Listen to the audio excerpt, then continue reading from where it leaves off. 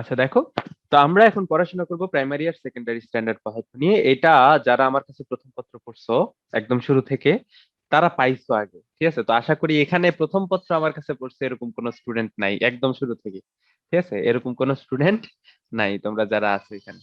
তো যদি থাকতো তাহলে তারা আসলে এটা পারছে, মানে পাইছে আগে। ল্যাবরেটরি নিরাপদ ব্যবহার যখন পড়াইছিলাম তখন আমি এই টপিকটা নিয়ে একটু আলোচনা করছিলাম।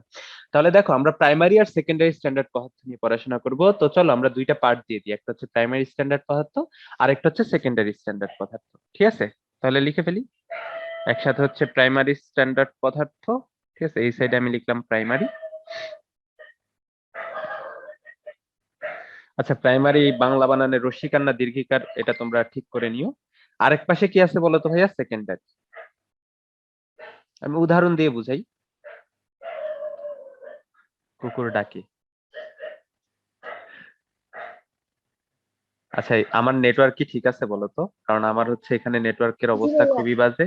ওয়াইফাই এর কানেকশন নাই, আমি ডাটা দিয়ে করতেছি। তো কল আসলে, আমার যদি কল আসে সাথে সাথেই কিন্তু আমার নেটওয়ার্ক বিচ্ছিন্ন হয়ে যাবে, ঠিক আছে? আমার কাছে যদি কল আসে সাথে সাথেই আমার নেটওয়ার্ক যেটা সেটা কিন্তু বিচ্ছিন্ন হয়ে যাবে। তখন তোমরা ইয়ে উত্তেজিত হও না যে ভাইয়া কিছু শোনা যায় না কিছু। ফিরে আসবো পরক্ষণে। তাহলে প্রাইমারি স্ট্যান্ডার্ড পদার্থ বুঝাইতে যে বা সেকেন্ড, আচ্ছা প্রথমে আমি সেকেন্ডারি স্ট্যান্ডার্ড পদার্থ নিয়ে কথাবার্তা বলি। মনে করো তোমার কাছে কিছু পরিমাণ সোডিয়াম আছে, ঠিক আছে? তোমার কাছে কি আছে? কিছু পরিমাণ সোডিয়াম আছে। এটাকে তুমি মুক্ত অবস্থায় রাখলা, ঠিক আছে? কোথায় রাখলা? মনে করো তুমি এটাকে একটা পাত্রের মধ্যে রেখে দিয়ে চলে গেলা। বলো তো এই সোডিয়ামটা কি কিছুক্ষণ পরে আর সোডিয়াম থাকবে? মনে করো তুমি 2 গ্রাম সোডিয়াম রেখে গেছো মুক্ত বাতাসে, কিছুক্ষণ পরে তুমি যদি সোডিয়ামের টুকরাটা মাপো, তুমি কি 2 গ্রাম সোডিয়াম পাবা? পাবা? না না ভাইয়া। ভাইয়া। কেন পাবা না? না পাওয়ার কারণটা কি? ভাইয়া অক্সিজেনের সাথে বিক্রিয়া করবে। সোডিয়াম বাতাসের যে উপাদান সমূহ আছে সেখানে অক্সিজেন আছে, অনেকগুলা জলীয় বাষ্প আছে। তো তাদের সাথে কি করবে? বিক্রিয়া করবে। কেন? কারণ সোডিয়াম হচ্ছে কি খুবই সক্রিয় একটা পদার্থ, বিক্রিয়া করতে তারা কি খুবই পছন্দ করে। যখনই তুমি সোডিয়াম খেয়া খেয়া খেয়া রেখে দিবা, সাথে সাথে কি করবে? সে কিন্তু বিক্রিয়া করে ফেলবে। সে কিন্তু আর আগের মতো থাকবে না। তো সোডিয়াম জলীয় বাষ্পের সাথে হয় বিক্রিয়া করবে, বিক্রিয়া করে সোডিয়াম হাইড্রোক্সাইড উৎপন্ন করবে কিছু পরিমাণ, অথবা কি, অথবা অক্সিজেনকে বিজারিত করবে, মানে অক্সিজেনের সাথে জারিত হবে, জারিত হয়ে কি সোডিয়াম অক্সাইড উৎপন্ন করবে। তো যেভাবেই হোক তোমার কিন্তু সোডিয়াম যে পরিমাণ তুমি রাখছো সেই পরিমাণ আর তোমার নাই। বা তুমি যদি ভাই সোডিয়ামের একটা দ্রবণ রাখো, শুরুতে সোডিয়ামের দ্রবণের যে মোলারিটিটা থাকবে, ঘনমাত্রা থাকবে, কিছুক্ষণ পরে এসে কিন্তু তুমি সেম পরিমাণ ঘনমাত্রা পাবা না, তাই না? এই তাই না? জি এই ভাইয়া। তাই। জি ভাইয়া। আচ্ছা, আবার তুমি যদি আরো একটা টাইপের পদার্থ নাও, মনে করো পটাশিয়াম আয়োডাইড নিলা তুমি, ঠিক আছে? মনে করো তুমি পটাশিয়াম আয়োডাইড নিলা, ঠিক আছে? পটাশিয়াম আয়োডাইড নিলা বা কোনো একটা জৈব যৌগ নিলা, নিয়ে এক জায়গায় রাখলা, দেখবা তুমি এটা রাখার পরে সে আর কোনো বিক্রিয়া করতেছে না, ঠিক আছে? সে বিক্রিয়া করতে খুব একটা পছন্দ করে না। এজন্য কি বলতো ভাইয়া, তুমি এখন রাখলা যে পরিমাণ পাইছো, 10-12 মিনিট পরে আইসা দেখলা যে সেম পরিমাণ আছে, ঠিক আছে? 1-2 দিন পরে আইসা দেখলা যে সেম পরিমাণই আছে। তাহলে এই ধরনের যে পদার্থগুলা তারা কি বলতো ভাই, সহজে বিক্রিয়া করতে চায় না, তাই না? তো যারা এরকম সহজে বিক্রিয়া করতে চায় না তাদেরকে আমরা বলি হচ্ছে প্রাইমারি স্ট্যান্ডার্ড পদার্থ। যারা খুবই বিক্রিয়া প্রবণ হয়, ঠিক আছে, মনে করো সাথে সাথে তাদের একা রাখলেই সে বিক্রিয়া করে ফেলবে, বিক্রিয়া করে তার পরিমাণ কমায় ফেলবে, তাদেরকেই আমরা কি বলবো? সেকেন্ডারি স্ট্যান্ডার্ড পদার্থ বলবো। তো তাহলে চলো আমরা একটু আহ, তাদের মধ্যে একটু পার্থক্য দেখে ফেলি, ঠিক আছে? মনে করো প্রাইমারি স্ট্যান্ডার্ড পদার্থ যারা, তারা কি সহজে বিক্রিয়া করে? করে না। যদি সহজে বিক্রিয়া না করে তাহলে তাদেরকে আমরা প্রকৃতিতে বিশুদ্ধ অবস্থায় পাবো না ভাইয়া? জি এই পাবো ভাইয়া। না? অবশ্যই প্রকৃতিতে বিশুদ্ধ অবস্থায় পাবো। তাহলে প্রাইমারি স্ট্যান্ডার্ড পদার্থ যারা, তাদেরকে আমরা কি প্রকৃতিতে বিশুদ্ধ অবস্থায় পাই।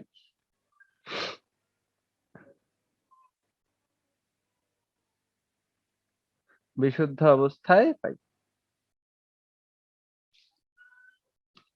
তাহলে প্রাইমারি স্ট্যান্ডার্ড পদার্থগুলোকে আমরা কি পাই? প্রকৃতিতে বিশুদ্ধ অবস্থায় পাই।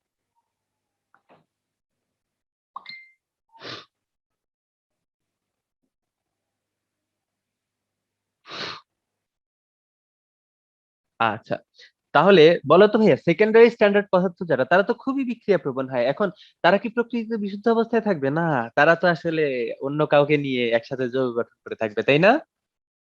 তাই না? জি ভাইয়া। তাই কি? জি এক্স্যাক্টলি। ভাইয়া। তাহলে তাদেরকে আমরা কি প্রকৃতিতে বিশুদ্ধ অবস্থায় পাবো না। তাহলে প্রকৃতিতে বিশুদ্ধ অবস্থায় পাওয়া যায় না। তা আমি এইভাবে কপি পেস্ট করে নিয়ে গেছি, তোমরা লিখে ফেলো, ঠিক আছে? তোমরা লিখে ফেলো। লিখছো? তাহলে সেকেন্ড পয়েন্ট, মনে করো তুমি প্রাইমারি স্ট্যান্ডার্ড পদার্থের একটা দ্রবণ নিলা, ঠিক আছে, দ্রবণ নিলা। তো এই দ্রবণে দ্রব হিসেবে তুমি প্রাইমারি স্ট্যান্ডার্ড একটা পদার্থ ইউজ করলা মনে করো এখন, কারণ এটা তুমি ভবিষ্যতে কোনো একটা এক্সপেরিমেন্টে ব্যবহার করবে আর কি। তো বলো তো এই যে দ্রবটা সে কি সহজে কারোর সাথে বিক্রিয়া করবে? না ভাইয়া। না করবে না। ভাইয়া। তাহলে এই দ্রবণটাতে দ্রবের পরিমাণের কি কোনো পরিবর্তন হবে?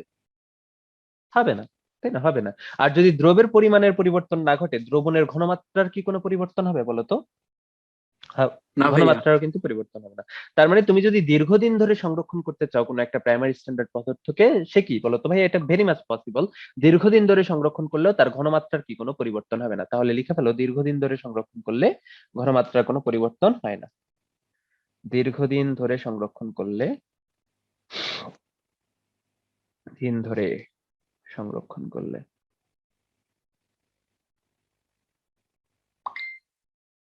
তোমরা পার্থক্য বানাইতে চাইলে আরো অনেক কিছু বানাইতে পারবা, ঘনমাত্রার পরিবর্তন হয় না।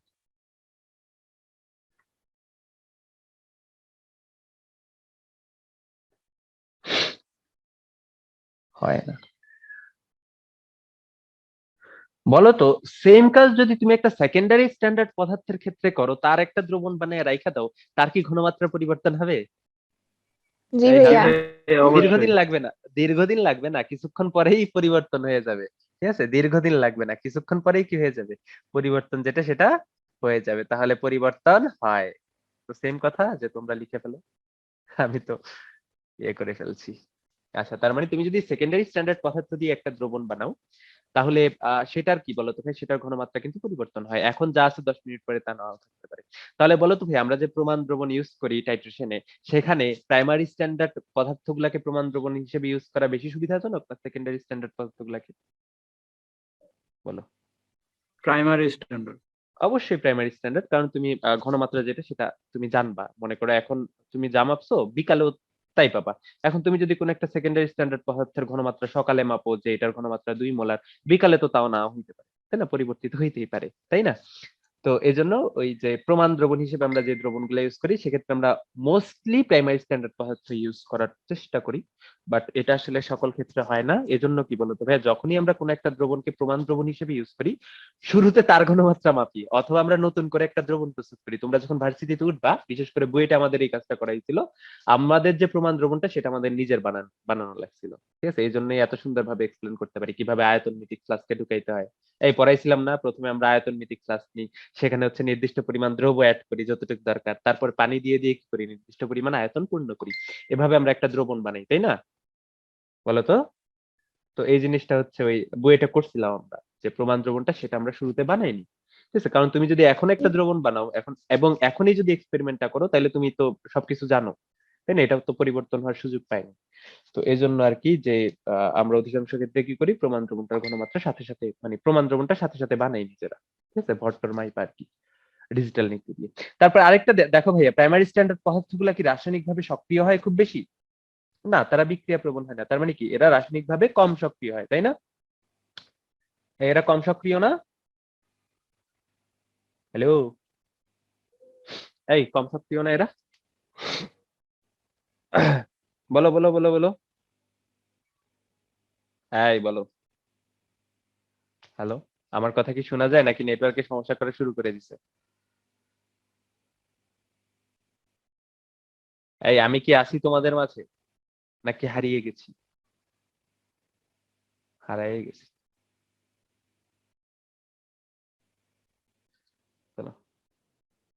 ওয়াইফাই নাই, বুঝছো? ওয়াইফাই এর কানেকশনটা পাচ্ছি না, ডাটা দিয়ে কাজ করতেছি তো। তাহলে প্রাইমারি স্ট্যান্ডার্ড পদার্থগুলো যারা, তারা হচ্ছে কি রাসায়নিক ভাবে একটু কম সক্রিয়, তাই না? তাহলে বলো তো সেকেন্ডারি স্ট্যান্ডার্ড পদার্থগুলো যারা আছে, তারা কি কম সক্রিয় হবে না বেশি সক্রিয় হবে? বলো। বেশি সক্রিয়। বেশি শক্তি। অবশ্যই বেশি সক্রিয় হবে, ঠিক আছে? বেশি সক্রিয়। তো তোমাদের মেইনলি এমসিকিউ তে যে কোশ্চেনটা আসে সেটা হচ্ছে, নিচের কোনটি প্রাইমারি স্ট্যান্ডার্ড পদার্থ, বা নিচের কোনটি সেকেন্ডারি স্ট্যান্ডার্ড পদার্থ, বা নিচের কোনটি প্রাইমারি স্ট্যান্ডার্ড পদার্থ নয়, বা নিচের কোনটি সেকেন্ডারি স্ট্যান্ডার্ড পদার্থ নয়। এটাই তোমাদের কি আসে, এমসিকিউ তে মেইনলি আসে, ঠিক আছে? তাহলে চলো কিছু উদাহরণ লিখে ফেলি, ঠিক আছে? তো মেইনলি সেকেন্ডারি স্ট্যান্ডার্ড পদার্থ কারা বলতো ভাইয়া? সকল সকল কি বলতো ভাইয়া, শক্তিশালী এসিড ও ক্ষার সমূহ কি, সকল শক্তিশালী এসিড ক্ষার কি বলতো ভাইয়া? Secondary standard. সকল শক্তিশালী অ্যাসিড ক্ষার কি বলতো ভাইয়া? সেকেন্ডারি স্ট্যান্ডার্ড পদার্থ, এটা মাথায় রাখবা। সকল শক্তিশালী অ্যাসিড ক্ষার কি? সেকেন্ডারি স্ট্যান্ডার্ড পদার্থ। ঠিক আছে, সকল সকল শক্তিশালী অ্যাসিড ক্ষার সমূহ কি বলতো ভাইয়া? সেকেন্ডারি স্ট্যান্ডার্ড পদার্থ। তারপরে আমি কিছু ইয়ে দিয়ে দিই। মনে করো শক্তিশালী অ্যাসিড কারা আছে? সালফিউরিক অ্যাসিড, HCl বা HNO3, এগুলা কি সবাই সেকেন্ডারি স্ট্যান্ডার্ড পদার্থ। কারণ কি? তারা খুবই বা শক্তিশালী ক্ষার যারা আছে, সোডিয়াম হাইড্রোক্সাইড, ঠিক আছে, তারপরে কি বলতো ভাই, ম্যাগনেসিয়াম হাইড্রোক্সাইড, ক্যালসিয়াম হাইড্রোক্সাইড, এরা সবাই কি বলতো ভাই? এরা সবাই কিন্তু কি সেকেন্ডারি স্ট্যান্ডার্ড পদার্থ, তাই না? এখন তারপরে আরো কিছু সেকেন্ডারি স্ট্যান্ডার্ড পদার্থ আছে, যেমন সোডিয়াম থায়োসালফেট, Na2SO3, ঠিক আছে, KMNO4, ঠিক আছে, তারপরে HCl, এরা সবাই কি সেকেন্ডারি স্ট্যান্ডার্ড পদার্থ। তো প্রাইমারি স্ট্যান্ডার্ড পদার্থ কারা? প্রাইমারি স্ট্যান্ডার্ড পদার্থ হচ্ছে তোমার K2Cr2O7, ঠিক আছে, এটা একটা প্রাইমারি স্ট্যান্ডার্ড পদার্থ, ঠিক আছে। তারপরে হচ্ছে H2C2O4, এটাও প্রাইমারি স্ট্যান্ডার্ড পদার্থ। তারপরে হচ্ছে বেনজোইক অ্যাসিড যেটা, ঠিক আছে, বেনজোইক অ্যাসিডের সংকেত কি? C6H5COOH,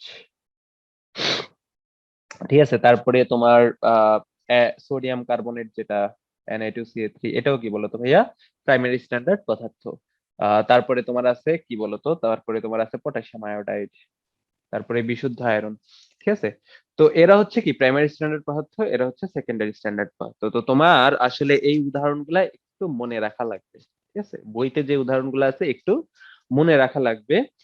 তবে যদি তুমি মনে না রাখতে চাও, সেক্ষেত্রে একটা টেকনিক আছে। সেক্ষেত্রে কি আছে? একটা টেকনিক আছে। টেকনিকটা কি? যারা প্রাইমারি স্ট্যান্ডার্ড পদার্থ, ঠিক আছে, যারা প্রাইমারি স্ট্যান্ডার্ড পদার্থ, তাদের 80% ক্ষেত্রে দেখা যায়, তাদের 80% ক্ষেত্রে দেখা যায় তাদের নামের মধ্যে বা তাদের সংকেতের মধ্যে এই সি অ্যালফাবেটটা আছে, তাই না? এই যে দেখো সি, এই যে দেখো সি, ঠিক আছে, তারপরে এই যে দেখো সি, এই যে দেখো কি সি। তো 80% ক্ষেত্রে কি হয় বলতো ভাইয়া? এই সি অ্যালফাবেটটা আছে, ঠিক আছে, প্রাইমারি স্ট্যান্ডার্ড পদার্থের ক্ষেত্রে। আর যারা সেকেন্ডারি স্ট্যান্ডার্ড পদার্থ, তাদের ক্ষেত্রে দেখা যায় যে 80% ক্ষেত্রেই এই সি অ্যালফাবেটটা কি নাই, ঠিক আছে। তো ক্লোরিনের যে অ্যাসিড গুলা, সেগুলোর কথা বাদ দাও, এগুলা তো থাকবেই, ঠিক আছে, এটা অবশ্যই একটা সেকেন্ডারি স্ট্যান্ডার্ড পদার্থ, তোমরা জানো। কারণ কি? এটা একটা সবল অ্যাসিড, তাই না, HCl। তো সি থাকলেই যে সবসময় প্রাইমারি স্ট্যান্ডার্ড পদার্থ হবে, বা সি না থাকলেই যে সবসময় সেকেন্ডারি স্ট্যান্ডার্ড পদার্থ হবে, এটা সত্য না। তবে 80% ক্ষেত্রে দেখা যায় যে কি সংকেতের ভিতরে সি থাকলে সেটা কি প্রাইমারি স্ট্যান্ডার্ড পদার্থ হয়, সংকেতের ক্ষেত্রে সি না থাকলে সেটা কি হয় বলতো? সেকেন্ডারি স্ট্যান্ডার্ড পদার্থ হয়। তবে বেস্ট অপশন হবে হাজাই নাকসারের বইয়ের যে উদাহরণগুলো আছে সেগুলো একবার চোখ বুলায় নেওয়া, বিশেষ করে যেগুলাতে সি আছে, যেগুলাতে সি নেই, সেগুলার দিকে কি একটু চোখ বুলায় নেওয়া, কেমন? কারণ দেখবা যে এটা সবাই শিখেছে, প্রাইমারি স্ট্যান্ড পদার্থ মানে কি আছে ভিতরে? এই যে সি অ্যালফাবেটটা আছে। এখন সিটা কার্বন আকারেও থাকতে পারে, ক্রোমেট আকারেও থাকতে পারে। তো এইভাবেই সবাই আচ্ছা মনে রাখে, ভাইয়া, এই যে কিন্তু এটা সত্য কে না। টু হ্যাঁ বলো। সিআর টু ও সেভেন তারপর H2C2O4, এরা তো ওই যে জারক বিজারক রূপে কাজ করতেছে, তো জারক তারা কি বিজারক, নরমালি বিক্রিয়া করে না?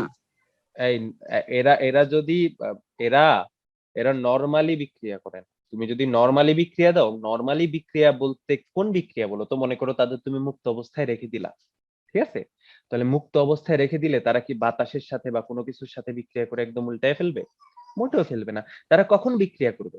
যখন তাদেরকে উপযুক্ত উপযুক্ত বিক্রিয়ক দেওয়া হবে। যেমন অক্সালিক অ্যাসিড কি একটা অ্যাসিড, ঠিক আছে, একটা দুর্বল অ্যাসিড, সমস্যা নাই। সে কখন বিক্রিয়া করবে বলতো? যখন তুমি তার সামনে একটা ক্ষার আইনা দিবে। এখন ক্ষার কি ভাইয়া যেখানে তেখানে ঘুরে বেড়ায়? সোডিয়াম হাইড্রোক্সাইড কি যত্রতত্র ঘুরে বেড়ায়? হ্যাঁ, না ভাইয়া। এই নাইমুর, তুমি এটা কি করলা? ভাইয়া চাপ লাগে পড়ে গেছে ভাইয়া, খেয়াল করিনি। ওকে ওকে, সমস্যা নেই, বুঝতে পারছি। তুমি তো নিজের ইচ্ছায় করবে না অবশ্যই, তাই না? আচ্ছা, তো এইটাই আর কি।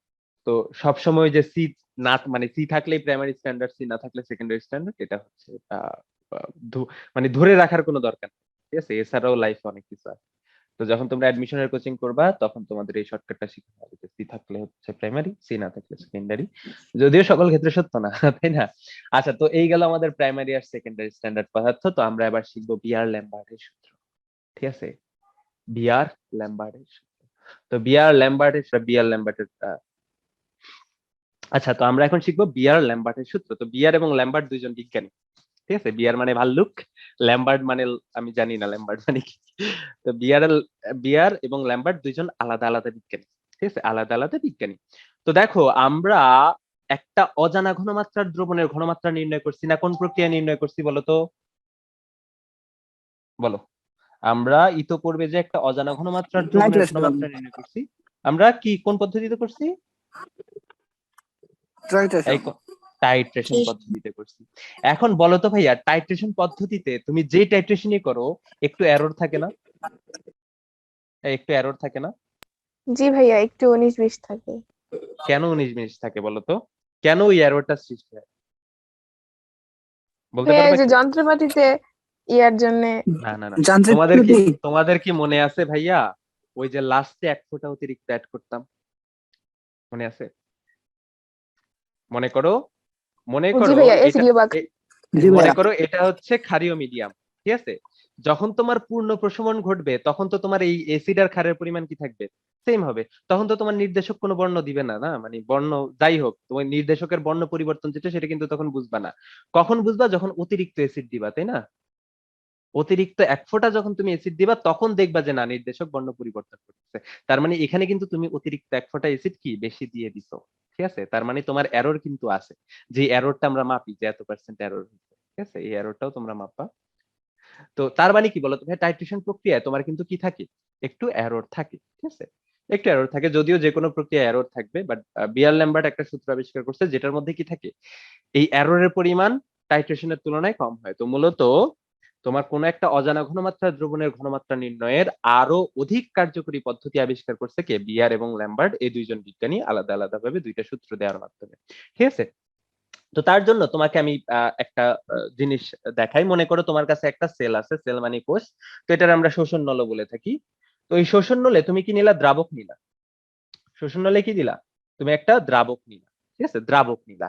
তুমি এর উপরে একটা কি, 1 তরঙ্গ দৈর্ঘ্য বিশিষ্ট, ঠিক আছে, 1 বর্ণী আলো নিলা। 1 বর্ণী আলো মানে কি? যেই আলোর প্রত্যেকটা ফোটনের তরঙ্গ দৈর্ঘ্য কত? সেম, ঠিক আছে, যে আলোর প্রত্যেকটা ফোটনের তরঙ্গ দৈর্ঘ্য কত? সেম। তোমরা তো জানো আলো কি অনেকগুলা ফোটনের সমষ্টি না? এই আলো অনেকগুলা ফোটনের সমষ্টি না আলো? হ্যালো, হ্যালো, এই আলো অনেকগুলা ফোটনের সমষ্টি না? এই জি আমার কথা ভাইয়া। শোনা যায়? হ্যাঁ। তো প্রত্যেকটা ফোটনের তরঙ্গ দৈর্ঘ্য কি বলতো ভাইয়া? সেম। এবং তারা কি এক সমতুল্য। তো এরকম আলো তুমি নিলা, ঠিক আছে, আলো তুমি নিলা। বলতো ভাইয়া, তুমি যদি আলো নাও এবং এই শোষণ নলের উপরে কি করো? ফালাও। শোষণ নলের উপরে যদি ফালাও, এর মধ্যে কি থাকবে? দ্রাবক থাকবে, তাই না? বলতো কিছু পরিমাণ আলো কি হবে? প্রতিফলিত হবে। কিছু পরিমাণ আলো কি হবে বলতো ভাইয়া? শোষিত হবে। আর কিছু পরিমাণ আলো কি হবে বলতো ভাইয়া? বিকিরিত হবে না? হুম? জি জি ভাইয়া। ভাইয়া। তাহলে কিছু পরিমাণ আলো যে আহ, প্রতিসরিত হইলো মানে প্রতিফলিত হইলো, সেটাকে আমরা আইআর দিয়ে মানে তার তীব্রতাকে আমরা আইআর দিয়ে প্রকাশ করলাম। যে পরিমাণ আলো আমরা ফালাইছি সেটার তীব্রতাকে আমরা আই নট দিয়ে প্রকাশ করলাম। যে পরিমাণ আলো শোষিত হয়েছে এখানে দ্রবণের মধ্যে মানে দ্রাবকের মধ্যে, ওইটাকে আমরা আই এ দিয়ে প্রকাশ করলাম। এবং যে পরিমাণ আলো প্রতিসরিত হয়েছে ওইটাকে আমরা কি দিয়ে প্রকাশ করলাম? আইটি দিয়ে প্রকাশ করলাম। তাহলে বলো তো ভাইয়া, I not is equal to কি হবে? দেখো তো, আই নটই কি হচ্ছে? 3টা ভাগে ভাগ হয়ে যাচ্ছে না? তুমি যে পরিমাণ ফালাচ্ছ তার মধ্যে কি কিছু পরিমাণ প্রতিফলিত হচ্ছে, কিছু পরিমাণ শোষিত হচ্ছে, আর কিছু পরিমাণ কি প্রতিসরিত হচ্ছে। তাহলে তোমার যে আই নোটটা আছে সেটাই কি 3 ভাগে ভাগ হয়ে যাচ্ছে না? এই ভাগ হয়ে জি যাচ্ছে না ভাইয়া। বলো তো? তাহলে জি তাদের ভাইয়া। তীব্রতা 3 ভাগে ভাগ হয়ে গেল। এখন মনে করো ভাইয়া, এখন মনে করো ভাইয়া, এখানে তুমি একটু দ্রব দিলা, দ্রব দিয়ে নির্দিষ্ট ঘনমাত্রার দ্রবণ বানাইলা। বলো তো ভাইয়া, তোমার সেম পরিমাণ আলো যদি তুমি এখানে কি করো? আপতিত করো, বলো তো ভাইয়া, তীব্রতার বন্টনটা কি আগের মতোই হবে? এই আগের মতোই হবে বলো তো? না ভাইয়া, শোষণের হবে না। পরিমাণ বাড়বে। হ্যাঁ, শোষণের পরিমাণ বাড়তে পারে, কমতে পারে, ঠিক আছে, বাড়ে, নরমালি বাড়ে শোষণের পরিমাণ। তুমি যদি ঘনমাত্রা পরিবর্তন করে আরেকটা দ্রবণ বানাও, বলো তো সেম হবে? এই আলোর যে ব্যাপার স্যাপার গুলা, শোষণ বিকিরণ, এগুলার ব্যাপার স্যাপার কি সেম হবে বলো তো? এই সেম হবে? না।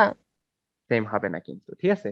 তো সেম না হইলে মানে সেম না হইলেও দেখা যায় যে ভাইয়া, ওই বিজ্ঞানীরা টেস্ট করার সময় দেখলো যে তুমি যেই দ্রবণই বানাও না কেন, এই যে প্রতিফলিত আলোক রশ্মি আইআর আছে না, তীব্রতা, এই আইআর আছে না, জি জি ভাইয়া। জি ভাইয়া। ভাইয়া।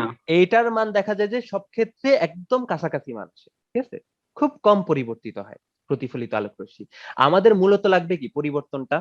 তো যেহেতু এই প্রতিফলিত রশ্মিটা ভাইয়া তুমি দ্রবণ নাও আর দ্রাবক নাও যাই না নাও না কেন প্রায় কাছাকাছি আসে, এটা নিয়ে আমাদের আর কোনো ক্যালকুলেশন করার দরকার আছে বলো তো? এই ক্যালকুলেশন করার দরকার আছে এটা নিয়ে, আইআর নিয়ে? কারণ এটা তো পরিবর্তন হয় না, তোমার দ্রবণের ঘনমাত্রা পরিবর্তনের সাথে সাথে এটার যেহেতু না ভাইয়া। পরিবর্তন খুব বেশি হয় না, তো এটা নিয়ে তো আমাদের কাজ করার কোনো দরকার নেই। তখন বিজ্ঞানীরা কি করলো, এই জিনিসটাকেই বাদ দিয়ে দিল, প্রতিফলিত আলোক রশ্মি যেটা সেটাকেই কি বাদ দিয়ে দিল, মানে আইআর যেটা সেটা বাদ দিয়ে দিল। আইটি ঠিকই রাখছে। তাহলে আইআর বাদ দিলে বলতো ভাইয়া, যখন কোন একটা আলোক রশ্মি আপতিত হয় আই নট তীব্রতার, তখন সেটাকে আমরা কি বলতে পারি, দুইটা ভাগে ভাগ হচ্ছে। কিছু পরিমাণ আলোক রশ্মি শোষিত হচ্ছে যার তীব্রতা কত আইএ, এবং কিছু পরিমাণ আলোক রশ্মি কি হচ্ছে, প্রতিসরিত হচ্ছে, যেটাকে আমরা বলি ট্রান্সমিট হওয়া। কি হওয়া বলতো ভাইয়া, ট্রান্সমিট হওয়া। তার মানে ট্রান্সমিট হওয়া আলোক রশ্মির তীব্রতা হচ্ছে আইটি,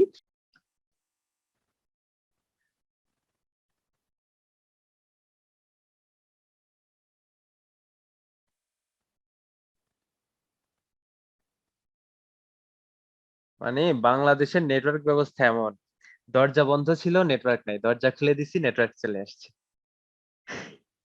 অদ্ভুত। এটা হয় বাতাসের কারণে ওই নেটটা আসে। আচ্ছা, যাই হোক, তার মানে কি বলতো ভাইয়া, তোমার তোমার কোন একটা দ্রবণে, তোমার কোন একটা দ্রবণে আই নট আলোক রশ্মি, আই নট তীব্রতার আলোক রশ্মি যদি তুমি আপতিত করো, তার মধ্যে কি হয় বলতো ভাইয়া, কিছু পরিমাণ আলোক রশ্মি শোষিত হয় যার তীব্রতা হচ্ছে আই এ, এবং কিছু পরিমাণ আলোক রশ্মি কি হয়, বিকরিত হয় বা ট্রান্সমিট হয় যার মান, মানে প্রতিসরিত হয় বা ট্রান্সমিট হয় যার মান কত, যার তীব্রতা হচ্ছে আইটি। তাহলে তুমি কি বলতে পারো, I not is equal to কি বলতো ভাইয়া, আই এ প্লাস আইটি। ঠিক আছে, আই এ প্লাস আইটি। তার মানে দেখো তো ভাইয়া, এই দ্রবণের ভিতর দিয়ে আলোক রশ্মি যখন যায়, তখন আলোক রশ্মির যে তীব্রতা সেটা আস্তে আস্তে কমতে থাকে না, এই কমতে থাকে না শোষিত হওয়ার কারণে, এই জি আলোক ভাইয়া। রশ্মির তীব্রতা অবশ্যই কমতে থাকে। এখন এই আলোক রশ্মির তীব্রতা কেন কমতে থাকে, আলোক রশ্মির তীব্রতা কেন কমতে থাকে সেটার কারণ হিসেবে ল্যাম্বার্ট এবং বিয়ার দুইটা সূত্র দিচ্ছে। কি দিছে বলতো ভাইয়া, ল্যাম্বার্ট একটা সূত্র দিছে এবং কি বিয়ার আরেকটা সূত্র দিছে, এবং এই দুইটা সূত্রকে মিলাই আমরা কি পাই, বিয়ার ল্যাম্বার্টের সূত্র পাই। তাহলে প্রথমে চলো দেখি ভাইয়া ল্যাম্বার্ট কি সূত্র দিছে। ঠিক আছে, তাহলে লিখে ফেলো ল্যাম্বার্টের সূত্র। কি লিখবা বলতো ভাইয়া, ল্যাম্বার্টের সূত্র। আমি এই যে টিউবটা এটা একটু সুন্দরভাবে আঁকাই, তাহলে তোমাদের বুঝতে একটু সুবিধা হবে। ঠিক আছে, তো মনে করো এই হচ্ছে আমাদের সেই শোষণ নল বা শোষণ টিউব, যাই বলো না কেন, এটা অবশ্যই স্বচ্ছ হইতে হবে, কারণ স্বচ্ছ না হইলে তো দ্রবণে আসলে দ্রবণের আগেই ঘটনা ঘটে যাবে, তাই না? এটা অবশ্যই স্বচ্ছ হইতে হবে, স্বচ্ছ হইতে হবে। তো এটা তোমাদের সেই শোষণ নল, শোষণ নলের যেই বরাবর আলোক রশ্মি যায় অতটুকের দূরত্ব হচ্ছে এল, কতটুক, এই যে এতটুকের দূরত্ব হচ্ছে এল সেন্টিমিটার, মনে করো কেমন, এল সেন্টিমিটার। এতটুকুর দৈর্ঘ্য কতটুকু, এল সেন্টিমিটার, কেমন? যখন তোমার আলোক রশ্মি আপতিত হয়, আপতিত আলোক রশ্মির তীব্রতা হচ্ছে আই নট। ঠিক আছে, এবং প্রতিসরিত বা ট্রান্সমিটেড হওয়া আলোক রশ্মির তীব্রতা হচ্ছে আই। ঠিক আছে, এবং এখানে যে পরিমাণ শোষিত হয়, শোষিত হওয়া আলোক রশ্মির তীব্রতা হচ্ছে আই এ। ঠিক আছে, আমরা রিফ্লেক্টেড হওয়া আলোক রশ্মির যে তীব্রতা সেটা বাদ দিয়ে দিছি, কারণ কি বলতো ভাইয়া, দেখা যায় যে ওইটার পরিবর্তন খুব বেশি হয় না, তুমি দ্রবণের মোলারিটি যতই নাও না কেন ওইটার পরিবর্তন কি হয় না, খুব বেশি হয় না, তো এই জন্য বিজ্ঞানীরা বাদ দিয়ে দিছে, ওইটা নিয়ে আর ক্যালকুলেশন করে লাভ নেই। তার মানে এরর কিন্তু হালকা পাতলা থাকবে, অবশ্যই থাকবে। তো যাই হোক, তো আই নট তীব্রতা তুমি দিছো, আইটি হচ্ছে কি হয়েছে, ইয়ে হয়েছে, বিপরীত হয়েছে, এই যে আগের রেকর্ড, একটু আগের রেকর্ডটা। আচ্ছা, তো আইটি কি হয়েছে বলতো ভাইয়া, ট্রান্সমিট হয়েছে। এখন বলতো ভাইয়া, তাহলে এখানে কিছু পরিমাণ কি ঘটছে, হ্রাস ঘটছে না? তো ল্যাম্বার্ট সাহেব যে জিনিসটা বলছে ভাইয়া, এই যে আলোক রশ্মি আপতিত হওয়ার পরে তার তীব্রতা হ্রাস পাচ্ছে, ওই তীব্রতা হ্রাসের হার বা তীব্রতার পরিবর্তনের হার ডিপেন্ড করে আলোক রশ্মিটা কত দূরত্ব অতিক্রম করতেছে। কার উপর ডিপেন্ড করে বলতো ভাইয়া, আলোক রশ্মিটা কত দূরত্ব অতিক্রম করতেছে। তার মানে কি বলতো ভাই, এই শোষণ নলের এই এতটুকের পুরুত্ব যত বেশি হবে আলোক রশ্মির তীব্রতা তত হ্রাস পাবে, এবং এই শোষণ নলের এই যে পুরুত্ব যেটা সেটা যত কম হবে আলোক রশ্মির তীব্রতা তত কম হ্রাস পাবে না ভাইয়া, এই কম হ্রাস পাবে না, জি ভাইয়া। জি ভাইয়া। কম হ্রাস পাবে। এখন মনে করো ভাইয়া, এখন মনে করো ভাইয়া এই ক্ষুদ্রাতি ক্ষুদ্র দৈর্ঘ্যের জন্য, ক্ষুদ্রাতি ক্ষুদ্র এই দ্রবণের দৈর্ঘ্যের জন্য, এই ক্ষুদ্রাতি ক্ষুদ্র দৈর্ঘ্যকে আমি ডিএল দিয়ে প্রকাশ করলাম। তোমার এই ক্ষুদ্রত ক্ষুদ্র মানে এই দৈর্ঘ্যের জন্য তোমার যে তীব্রতার হ্রাস হচ্ছে ডিআই পরিমাণ। কতটুকু বলো তো ভাইয়া? এই ডিএল এর জন্য তোমার তীব্রতার হ্রাস কতটুকু বলো তো ভাইয়া? ডিআই পরিমাণ। ঠিক আছে, তোমার ডিএল পুরুত্বের জন্য, এই ক্ষুদ্রাতি ক্ষুদ্র পুরুত্বের জন্য, মানে এতটুকু অংশে তোমার যে তীব্রতার হ্রাস ঘটতেছে সেই হ্রাসটা কতটুকু বলো তো ভাইয়া? ডিআই। বলো তো ভাইয়া, হ্রাস যদি হয় ডিআই তাহলে পরিবর্তন কতটুকু হবে? এই হ্যাঁ, কতটুকু সামনে হবে? এই মাইনাস হবে। মাইনাস হবে। তাহলে ডিএল পুরুত্বের জন্য তোমার তীব্রতার পরিবর্তন কতটুকু বলো তো ভাইয়া? পরিবর্তন হচ্ছে মাইনাস কি? ডিআই। তাহলে বলো তো ভাইয়া, এই এল এর সাপেক্ষে এই তীব্রতার পরিবর্তনের হার, সেটাকে আমরা কি বলি বলো তো ভাইয়া? একক পুরুত্বে না? হুম? জি ভাইয়া। তাহলে একক পুরুত্বের জন্য তোমার পরিবর্তন কতটুকু হবে? ডিআই ডিভাইড বাই কি? ডিএল, তাই না? ডিএল। তো জি। এটাকে আমরা কি বলতে পারি ভাইয়া বলো তো? পুরুত্বের সাপেক্ষে তীব্রতা পরিবর্তনের হার বলতে পারি না? জি বলতে ভাইয়া। পারি না? তাহলে তীব্রতার সাপেক্ষে মানে পুরুত্বের সাপেক্ষে তীব্রতা পরিবর্তনের হার আমরা কি পেলাম? মাইনাস ডিআই বাই ডিএল পেলাম। তাহলে মাইনাস ডিআই বাই ডিএল কি বলতো ভাইয়া? আমাদের যে পুরুত্বের সাপেক্ষে কি বলতো ভাইয়া? আমাদের তীব্রতার হার। পরিবর্তনের হার। ঠিক আছে, পরিবর্তনের হার। তোমরা তো জানো হার আমরা কিভাবে নির্ণয় করি, যে কোনো কিছুর ডিফারেন্সিয়েশন করে। মনে করো তুমি তোমার মনে করো রিফাত সাহেবের ইচ্ছা করলো সে তার ভবিষ্যৎ বউকে একটা হার উপহার দিবে, তাহলে সে কি করবে? সিম্পলি ভবিষ্যৎ বউকে কি করবে? ডিফারেন্সিয়েশন করে দিবে। তাহলে ভবিষ্যৎ বউয়ের হার একটা উৎপন্ন হয়ে যাবে না? হ্যাঁ, এই জি হয়ে যাবে ভাইয়া। না? যে কোনো কিছুর জি হার, ভাইয়া। পরিবর্তনের হার মানে ডিফারেন্সিয়েশন, তাই না? এটা এটা খুবই মজার একটা বিষয়। তুমি যারই পরিবর্তনের হার চাও তারই ডিফারেন্সিয়েশন করে দিবা, দেখবা হারটার হয়ে গেছে একদম।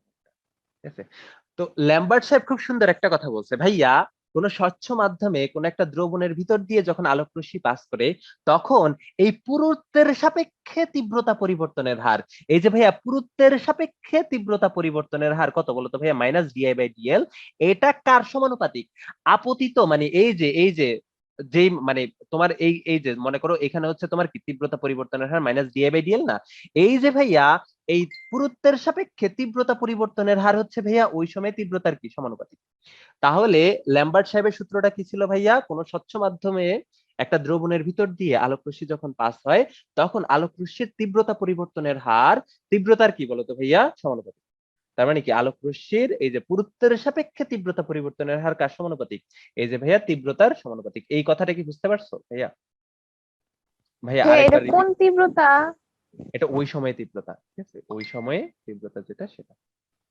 ঠিক আছে আপু, ওই সময় জি তীব্রতা ভাইয়া। যেটা মনে করো তুমি এই সময় মাপছো তো ওই সময় তীব্রতা। বইতে হয়তো আপতিতর কথা বলছে, বাট আপতিতটা এটা সত্য না, এটা হচ্ছে ওই সময়ের তীব্রতা। ঠিক আছে, আলোকের তীব্রতা হ্রাসের হার আলোকের তীব্রতার সমানুপাতিক। আচ্ছা আমি আবার করি, তোমার মনে করো ভাইয়া তুমি ক্ষুদ্রাতি ক্ষুদ্র নিয়ে নিছো, তুমি যখনই একটু আপার লেভেলে যাবা বা ফিজিক্সে ক্ষুদ্রাতি ক্ষুদ্র পরিবর্তন নিয়ে কথাবার্তা হইছে না? এই হইছে? হয়েছে ভাইয়া। জি ভাইয়া। তো তুমি কি করো, পুরো সিস্টেমটা না নিয়ে মনে করো পুরো দৈর্ঘ্যটা হচ্ছে এতটুকু, তুমি পুরোটা না নিয়ে কি করো বলো তো ভাইয়া? একটুক নাও, একটুক নিয়ে তুমি কি করো বলো তো ভাইয়া? ইন্টিগ্রেশন করে পুরোটা বের করো না? জি এই ভাইয়া। তোমরা জড়তার ভ্রামক বের করছিলা না, গোলকের জি জড়তার ভাইয়া, ভ্রামক? বুঝছি। হ্যাঁ, তো তখন তোমরা কি নিছিলা? ক্ষুদ্রাতি ক্ষুদ্র পরিবর্তন নিছিলা, তাই না? তো আমরা ক্ষুদ্রাতি ক্ষুদ্র পরিবর্তন নিছি এবং এই ক্ষুদ্রাতি ক্ষুদ্র পরিবর্তন আমরা বের করছি যে ভাইয়া এই ডিএল এর জন্য তোমার তীব্রতা পরিবর্তন কতটুকু হয়? ডিআই হয়। ডিএল পুরুত্বের জন্য, এই ক্ষুদ্রাতি ক্ষুদ্র পুরুত্বের জন্য তোমার তীব্রতার পরিবর্তন কতটুকু হচ্ছে? ডিআই পরিমাণ হচ্ছে। তাহলে একক পুরুত্বের জন্য পরিবর্তন কতটুকু হবে? ডিআই বাই ডিএল, তাই না? Minus DI by DL. তো এটাকে আমরা কি বলতেছি বলো তো ভাই? এটাকে আমরা বলতেছি ভাইয়া পুরুত্বের সাপেক্ষে, যেহেতু নিচে আছে এল, তার মানে পুরুত্বের সাপেক্ষে কি? তীব্রতা পরিবর্তনের হার। তো ল্যাম্বার্ট সাহেব বলছে ভাইয়া পুরুত্বের সাপেক্ষে তীব্রতা পরিবর্তনের হার আলোক তীব্রতার সমানুপাতিক।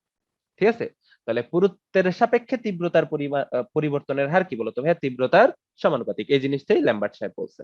ঠিক আছে, এই জি ঠিক আছে। ভাইয়া। এখন এখানে আবার সঙ্গে আরো কিছু লাগাইছে যে ভাইয়া এই মাধ্যম যেটা ইউজ করছে সেটা স্বচ্ছ মাধ্যম হইতে হবে বা দ্রাবকটাকে হইতে হবে স্বচ্ছ। আরো একটা জিনিস আমি শুরুতে বলছিলাম, আলোক রশ্মি যেটা নিছো সেটা কি হইতে হবে, একবর্ণী হইতে হবে, মানে একটা নির্দিষ্ট তরঙ্গ দৈর্ঘ্যের হইতে হবে। তো এটাও সংজ্ঞায় তুমি অ্যাড করে দিবা শুরুতে আমি যে কথাগুলো বলছিলাম, ঠিক আছে? তো বইতে দেখবা খুব সুন্দরভাবে সংজ্ঞা দেওয়া আছে। তো সংজ্ঞা থেকে আমাদের মেইন বোঝার জিনিসটা কি ভাইয়া, পুরুত্বের সাপেক্ষে তীব্রতা পরিবর্তনের হার কি বলতো ভাইয়া? ভাই তীব্রতা হ্রাসের হার। হ্যাঁ, মানে পরিবর্তনের হার, ঠিক আছে? কারণ আমরা মাইনাস নিচ্ছি না, ওইটা তুমি হ্রাসও বলতে পারো, পরিবর্তন বলতে পারো, বাট এক্স্যাক্টলি বলতে গেলে আসলে পরিবর্তনটাই তোমাকে ইঙ্গিত করে। হ্রাস তো হয়, ঠিক আছে, হ্রাস তো হয়। তুমি যদি হ্রাসের কথা বলো তাহলে তোমার মাইনাসটা উঠে যাবে। বইতে আমি জানি হ্রাসের কথাই বলা আছে, তো দাও বইতে যে সংখ্যা আছে তাই দাও, বাট পরিবর্তনটা হচ্ছে তোমার অ্যাকচুয়াল সংখ্যা, ঠিক আছে? কারণ পরিবর্তন না হলে তোমার কিন্তু এখানে মাইনাসটা আসবে না। তাহলে পুরুত্বের সাপেক্ষে তীব্রতা পরিবর্তনের হার আলোক তীব্রতার সমানুপাতিক, এটা হচ্ছে কি আমাদের মেইন কথা। তাহলে পুরুত্বের সাপেক্ষে কি বলতো ভাইয়া, তীব্রতা হ্রাসের হার বা পরিবর্তনের হার কি বলতো ভাইয়া, আলোক তীব্রতার সমানুপাতিক। এটা কে বলছে? ল্যাম্বার্ট সাহেব বলছে। ল্যাম্বার্টের মতো করে করে বিয়ার সাহেবও কি করছে, আরো একটা কথা বলছে। কি বলছে বলতো ভাইয়া? আরো একটা কথা বলছে। দেখো তো ভাইয়া, শুধুমাত্র কি এই পুরুত্ব মানে কত দূরত্ব অতিক্রম করতেছে তার উপরেই কি তীব্রতা হ্রাসটা ইয়ে করে, নির্ভর করে? ভাইয়া দ্রবণের ঘনমাত্রার উপর কি নির্ভর করে না? জি ভাইয়া। দ্রবণের ঘনমাত্রা যত বেশি হবে তীব্রতা তত হ্রাস পাবে না? জি ভাইয়া। এখন বলো তো ভাইয়া, পুরুত্বের সাপেক্ষে তীব্রতা পরিবর্তনের হার যদি হয় -di/dl, তাহলে বলো তো ভাইয়া ঘনমাত্রার সাপেক্ষে, ঠিক আছে, ঘনমাত্রার সাপেক্ষে মনে করো এই যে দ্রবণটা সেটার ঘনমাত্রা হচ্ছে c, ঘনমাত্রার সাপেক্ষে তীব্রতা পরিবর্তনের হার কি হবে? Minus di/dc। -di/dc। তো বিআর সাহেব বলছে ভাইয়া ঘনমাত্রার সাপেক্ষে তীব্রতা পরিবর্তনের হার ওই সময় আলোক তীব্রতার সমানুপাতিক, ঠিক আছে? তার মানে ল্যাম্বার্ট সাহেব কি বলছে ভাইয়া, পুরুত্বের সাপেক্ষে আলোক তীব্রতা হ্রাসের হার যেটা সেটা কি তীব্রতার সমানুপাতিক। আবার কি বিআর সাহেব আরেকটা কথা বলছে যে কি তোমার ঘনমাত্রার সাপেক্ষে তীব্রতা হ্রাসের হার বা পরিবর্তনের হার যেটা সেটা কি তীব্রতার সমানুপাতিক। তো এই যে দুইটা সূত্র পাইছি, এই দুইটা সূত্রই কি বলতো ভাইয়া, বিআর এর সূত্র এবং কি ল্যাম্বার্টের সূত্র। তো বিআর কার সাথে কার উপর ডিপেন্ডেন্ট করে সূত্র দিচ্ছে? ঘনমাত্রা। ল্যাম্বার্ট কার উপর ডিপেন্ড করে সূত্র দিচ্ছে বলতো ভাইয়া? পুরুত্বের উপরে, পুরুত্ব। ঠিক আছে, পুরুত্বের উপরে। এবং সবচেয়ে মজাদার বিষয় কি জানো, আমি তোমাদের এখন প্রুফ দেখাবো। প্রুফ দেখানোর পরে সবার লাস্টে বলবো ভাইয়া এই প্রুফ টুফ যে দেখাইছি এগুলা যদি তোমরা না বুঝো তোমাদের খুব বেশি সমস্যা হবে না, কারণ আলটিমেটলি তোমাদের লাগবে সূত্রটা, ঠিক আছে, যেটা আমরা ডিরাইভ করতেছি, ঠিক আছে? তো তোমাদের যদি কারো ইন্টিগ্রেশনের সমস্যা থেকে থাকে যে না ভাই আমরা ইন্টিগ্রেশনের বিষয় আসে খুব বেশি বুঝি না, তাহলে তোমাদের এই ক্লাসের জন্য ভয় পাওয়ার কোনো দরকার নাই। ভয় পাবা কখন, কোন কোন ক্লাসের জন্য বা কেন ভয় পাবা বলো তো? ভয় পাবা কারণ তুমি অ্যাডমিশন টেস্টে কোনো ইঞ্জিনিয়ারিং এ চান্স পাবা না, সেটার ভয় পাবা, ঠিক আছে? কেমিস্ট্রির এই ক্লাসের জন্য তোমাদের ভয় পাওয়ার দরকার নেই, ঠিক আছে? এই ক্লাসের জন্য তোমাদের সূত্র জানলেই হবে। বাট ইন্টিগ্রেশনের এই টার্মগুলো যদি তুমি ঠিকভাবে না বুঝো তাহলে ভয় পাবা কিসের জন্য? তোমার ভবিষ্যতের জন্য, ঠিক আছে? কারণ তোমরা এই ফিজিক্সে ইন্টিগ্রেশনের বিষয় আসে অনেক কিছু করে আসছো। আচ্ছা, তাহলে আমি ল্যাম্বার্টের সূত্র নিয়ে আগে আগাবো না বিয়ার এর সূত্র নিয়ে আগে আগাইতাম, বলো কাটটা নিয়ে আমি আগে আগাবো? বলো বলো কাটটা নিয়ে আগে আগাবো? ভাইয়া ল্যাম্বার্ট এটাই করেন যেটা আগে আছে। ওকে, ল্যাম্বার্টেরটা নিয়ে আমি আগে আগাই।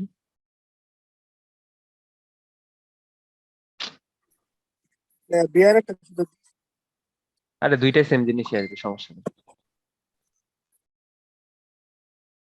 এরকম কেন হয় বলো তো? তেরি ইয়াদে, এটা হচ্ছে আমাদের ল্যাম্বার্টের সূত্র। তো এখানে আমাদের টি মহাশয় যেটা সেটা আছে, তো টি কে আমরা পাঠাই দিই। আর এই হচ্ছে আমাদের কি বলতো ভাইয়া, বিয়ারের সূত্র। তো তাকেও আমরা পাঠাই দিই তার কাছে। তাহলে আমরা ল্যাম্বার্ট থেকে কি পেয়েছি চলো দেখে ফেলি। তাহলে ল্যাম্বার্ট থেকে আমরা পেয়েছি ল্যাম্বার্ট ল্যাম্বার্ট থেকে আমরা কি পেয়েছি বলতো ভাইয়া, minus DI DL is proportional to কত বলতো ভাইয়া, আই। তাই না? এটা পেয়েছি না বলতো ভাইয়া? এটা পেয়েছি, জি এটা ভাইয়া। পেয়েছি। তাহলে বলতো ভাইয়া সমানুপাতিক চিহ্ন যদি আমরা উঠাইতে চাই তাহলে কি বসবে? একটা সমানুপাতিক ধ্রুবক। সমানুপাতিক ধ্রুবক, যাকে আমরা সবসময় আই কে দিয়েই প্রকাশ করি, ঠিক আছে, কে দিয়েই প্রকাশ করি। এখন তুমি কি করবা বলতো ভাইয়া, এখন তুমি এই আই কে আই এর কাছে নিয়ে আসো, -di/i, আর ডিএল কে ওই সাইডে নিয়ে আসো, নিয়ে দাও কে ডিএল। এবার তুমি কি করবা বলতো ভাইয়া, ইন্টিগ্রেশন করবা, তাই না? তো মাইনাস মাইনাসের জায়গায় থাক, ডিআই কে আই এর সাপেক্ষে কি করবা, ইন্টিগ্রেশন করে দিবা। এবং এটা কে তো ধ্রুবক, এটাকে ইন্টিগ্রেশন করার কিছু নেই, এটাকে ইন্টিগ্রেশন করে দিবা। বলো তো ভাইয়া, তুমি বাম পাশে আই কে না করছো ডি এর সাপেক্ষে, আই এর সাপেক্ষে কাকে ইন্টিগ্রেশন করছো, আই এর একটা রাশিকে। আর এখানে ডান পক্ষে কার সাপেক্ষে ইন্টিগ্রেশন করতেছো, এল এর সাপেক্ষে। তার মানে বাম পাশের যে ইন্টিগ্রেশন, এটাতে চলক কে, এই চলক কে, এই চলক কে, বাম পাশের ইন্টিগ্রেশন, বাম পাশের ইন্টিগ্রেশনের চলক কে?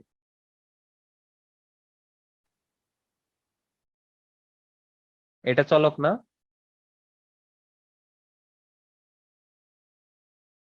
এই আমার কথা কি শোনা যায়? হ্যালো, হ্যালো, আমার কথা কি শোনা যায়? জি ভাইয়া। হ্যালো, জি ভাই। নেটওয়ার্কে খুব প্যারা দিচ্ছে না? আমার সব কথা শোনা যায়? আচ্ছা বলো, বাম পাশের যে ইন্টিগ্রেশনটা, এখানে চলক কে? ভাইয়া আই। বাম পাশের ইন্টিগ্রেশনে চলক হচ্ছে আই। বলো তো ডান পাশের ইন্টিগ্রেশনে চলক কে? কে? কে? কে? এই হেল। ডান পাশে এল। এই এল। চলক কে? এল। তাহলে বলো তো ভাই, লিমিট কি হবে? লিমিট কি হবে বলো? আই এর লিমিট কতটুকু? দেখো শুরুতে আই নট আসছিল, শেষ হয়েছে কোথায় যে? আই নট থেকে আইটি। আই নট থেকে আইটি। তাহলে শুরুতে ছিল আই নট, শেষ হয়েছে কোথায় যে? আই। ইটি। বলো তো ভাইয়া, এল এর লিমিট কতটুকু? জিরো থেকে কি শেষ পর্যন্ত, এল পর্যন্ত না? পুরোটার দৈর্ঘ্য কতটুকু? এল। তাহলে শুরুতে এল। কত ছিল? জিরো। জিরো থেকে কত পর্যন্ত? এল পর্যন্ত। এল। বলো তো ভাই, ইন্টিগ্রেশন করলে কি হবে? I D I by ln. I integration, ln I.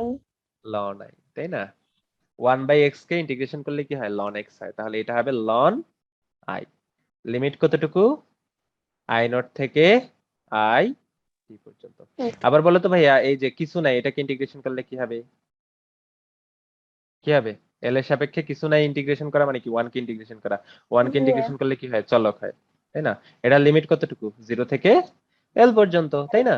তাহলে বলো তো ভাই, আমরা যদি লিমিট বসাই দিই, তাহলে মাইনাস কি বসবে? লন আই ন আই টি মাইনাস কত বলো তো ভাইয়া? Loan loan I not. I not. ঠিক আছে, সমান কি বলো তো ভাইয়া? কে এল। এটা হয় না? জি ভাইয়া। তাহলে বলো তো ভাইয়া, আমরা যদি এই লন কমন নিয়ে নিই, ঠিক আছে, লন যদি আমরা কমন নিয়ে নিই, তাহলে লনের ভিতরে কে থাকবে? আইটি বাই আই নট, এটা থাকবে না? জি ভাইয়া। তো এই সাইডে কে আসবে? এই সাইডে এই মাইনাসটা যদি চলে আসে, মাইনাস কে এল থাকবে না? হ্যাঁ, অথবা জি মাইনাসটাকে এই ভাইয়া। সাইডে রেখে, মাইনাসটাকে এই সাইডে রেখে দাও। ঠিক আছে, মাইনাসটাকে এই সাইডে রেখে দাও। তাহলে এই জিনিসটা রেখে দাও। এখানে একটা কনস্ট্যান্ট পাচ্ছ না? কে, জি একটা ভাইয়া। কনস্ট্যান্ট জি পাচ্ছ ভাইয়া। না? এই কনস্ট্যান্টের একটা নাম আছে, এটারে বলা হয় হ্রাস গুণাঙ্ক। এটাকে কি বলা হয়? হ্রাস রাস গুণাঙ্ক। গুণাঙ্ক। কোন মেধাবী ছাত্রছাত্রী আমাকে বলতে পারবা হ্রাস গুণাঙ্কের একক কি হবে? বলতে পারবা? এই যে এই কে কে বলা হয় কি বলতো ভাইয়া? হ্রাস গুণাঙ্ক। ঠিক আছে, এক্সটিংশন কনস্ট্যান্ট বলা হয়, এক্সটিংশন কোএফিসিয়েন্ট বলা হয়। ঠিক আছে, তো হ্রাস গুণাঙ্কের একক কি হবে? কেউ বলতে পারবা? বলতে পারবা? দেখো, এই বাম পাশে একক কত? আইটি বাই আই নট, তাই না? বাম পাশে একক কত? IT by I not. দুইটা সেম টাইপের রাশি না তীব্রতা? জি ভাইয়া। তাহলে বাম পাশের কোনো একক আছে? না ভাইয়া। একক নাই। ডান পাশে কে এর একক তুমি বের করবা। বলো তো ভাইয়া, এল এর একক কি ইউজ করছিলাম? সেন্টিমিটার। সেন্টিমিটার। আর কোনো একক নাই মানে ওয়ান। বলো তো ভাইয়া, কে এর একক কি হবে? 1/সেন্টিমিটার বা সেন্টিমিটার ইনভার্স 1 না? জি ভাইয়া। তাহলে একক হবে কি? সেন্টিমিটার ইনভার্স 1, বা দৈর্ঘ্যের যে কোনো এককের ইনভার্স। এটা মিটার ইনভার্স 1 হইতে পারে, কারণ তুমি শোষণ নলের দৈর্ঘ্য সবসময় যে সেন্টিমিটার একক ইউজ করবা, এটা কি সত্য নাকি? তুমি মিটার ইউজ করতে ইউজ করতে পারো না? পারো না? জি ভাইয়া। আচ্ছা পারো। তো একই ভাবে এটা আমরা কার সূত্রের জন্য পাইছি? আমরা ল্যাম্বার্টের সূত্রের জন্য পাইছি। বলো তো ভাইয়া, তাহলে আমরা বিয়ারের সূত্রের জন্য যদি সেম কাজ করি, ঠিক আছে, বিয়ারের সূত্রের জন্য আমরা যদি সেম কাজ করি, আমরা কি পেলাম? DI divide by DC is proportional to কত? আই, তাই না? কে। তাহলে আমরা কি পাবো বলো তো ভাইয়া? ভাইয়া আমরা ওইখানে কি, এল এর জায়গায় কে সি পাবো। হ্যাঁ, এল এর জায়গায় জাস্ট সি পাবো। তাহলে তাহলে আমরা কি পাবো? Minus ln IT divided by I not is equal to কি পাবো বলো তো ভাইয়া? এটাকে যদি আমরা কে ওয়ান ধরি, তাহলে এটা পাবো আমরা কি? কে টু ইন্টু কে কত টু বলো সি। তো ভাইয়া? সি। তাহলে এখানে ছিল এল, এখানে কি বলো তো ভাইয়া? সি। তো এটাকে আমরা কে ওয়ান ধরতে পারি। ঠিক আছে, ধরো, সমস্যা নাই, যা খুশি ধরো। এটাকে আমরা কে ওয়ান ধরতে পারি, কে ওয়ান ধরতে পারি, কে ওয়ান ধরতে পারি, কারণ দুইটা কনস্ট্যান্টের মধ্যে সেম আসবে, এটা তো নাও হইতে পারে, তাই না? আলাদাও হইতে পারে। তাহলে বলো তো ভাইয়া, তাহলে বলো তো ভাইয়া, প্রথমে আমরা পাইলাম minus ln IT divided by I not is equal to কি K1L। এখান থেকে আমরা বলতে পারি না যে ভাইয়া minus ln IT divided by IL is proportional to L, বলতে পারি না? জি বলতে ভাইয়া পারি না? বলতে পারি। আবার বলো তো ভাইয়া, এখান থেকে আমরা বলতে পারি না minus ln IT divided by I not is proportional to C, বলতে পারি না? জি ভাইয়া। বলতে পারি। তাহলে বলো তো ভাইয়া, দুইটা জিনিস মানে একটা সেম জিনিস দুইটা আলাদা আলাদা জিনিসের প্রপোর্শনাল, তাহলে আমরা কি বলতে পারি? Minus ln IT divide by কত I not is proportional to কি বলতে পারি বলো তো ভাইয়া? L ইন্টু সি বলতে পারি না? L ইন্টু সি বলতে পারি না? বলতে জি পারি? ভাইয়া। অবশ্যই বলতে পারি। তোমরা জি। সমানুপাতিকের যে ধর্ম সেটা বলতে পারো। তাহলে আলটিমেটলি আমাদের যা দরকার আমরা পেয়ে গেছি, ঠিক আছে? তাহলে আমরা বিয়ার এবং ল্যাম্বার্টের সূত্র কম্বাইন করে একটা সুন্দর জিনিস পেয়ে গেছি, যেটা আমাদের লাগবে মূলত। এই জিনিসটাই আমরা খুঁজতেছিলাম, ঠিক আছে? এটা হচ্ছে বিয়ার। তাহলে আমরা আলটিমেটলি কি পেলাম বলতো ভাইয়া? সবকিছু হিসাব করার পরে আমরা লন ট্রান্সমিট হওয়া আলোক তীব্রতা ডিভাইড বাই কি বলতো ভাইয়া আপতিত আলোক তীব্রতা ইজ প্রপোর্শনাল টু ভাইয়া এই যে শোষণ নলের দৈর্ঘ্য ইনটু কি দ্রবণের ঘনমাত্রা, এটা পেয়ে গেলাম না? জি পেয়ে ভাইয়া। গেলাম না? দেখো তো ভাইয়া, এই যে দ্রবণের ঘনমাত্রা এটা যদি তুমি বের করতে চাও বলো তো শোষণ নলের দৈর্ঘ্য তারপরে আইটি আর আই নট এগুলা পাইলেই হয়ে যাবে না? এবং আরো একটা কনস্ট্যান্টের মান তোমার অবশ্যই জানা লাগবে, ঠিক আছে? তার মানে তুমি কিন্তু অনেক কাছাকাছি চলে আসতেছো, তাই না? এই হিসাবের জি ভাইয়া। অনেক কাছাকাছি চলে আসতেছো। তাহলে দেখো ভাইয়া, সমানুপাতিক ধ্রুবক যদি আমরা উঠায় ফেলতে চাই তাহলে আমরা কি পাবো বলো তো ভাইয়া? Minus ln IT by I naught. সমানুপাতিকের জায়গায় সমান লিখতে গেলে আমাদের কি লাগবে? আরেকটা কে লাগবে না? হ্যাঁ, জি ভাইয়া। ইনটু এল। K1 K2 নাকি? হ্যাঁ হ্যাঁ, তো ওই সাইডে আমি মাইনাসটাও নিয়ে নিই নাকি? মাইনাস আর কেন রাখবো? দাও যে কোনো একটা কে দাও, এটা K3 দাও। এখন বলো তো ভাইয়া, লন কে তোমরা যদি লগে নিতে চাও, লন এক্স সমান 2.303 লগ এক্স, এটা জানো না তোমরা? জি ভাইয়া। এটা জানো? এটা জি অবশ্যই ভাইয়া। তোমরা জানো, ঠিক আছে? এটা নিয়ে আমি কেমিস্ট্রিতেও কথাবার্তা বলছিলাম, নাকি আবার বলা লাগবে? বলা লাগবে না, বলবো না। তাহলে লন কে তুমি যদি লগে নিয়ে যাও তাহলে লগ তার আগে কি গুণ হবে বলো তো ভাইয়া? হ্যাঁ বলো।